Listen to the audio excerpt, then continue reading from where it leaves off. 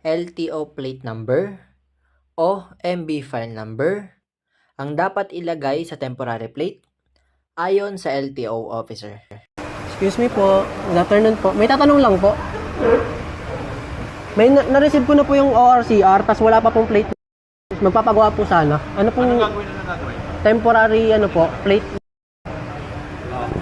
Ano po yung gagawing dyan? MB file o yung plate number po? Plate number. Yung plate number na po. Yung yung Plate number. yun lang po, hindi na po kailangan yung MB file sa baba. MB file kita sa baba, file number. Plate number, file number. Para sigurado. Para yung dalawa po. Thank you po. Pero pwede po isa lang? Yung ito lang? Hindi may mga motor dyan, nakita mo dyan. Okay. Okay po. Thank you po. Ganun lang, ganun yung format. Thank you po. Subscribe and follow for more.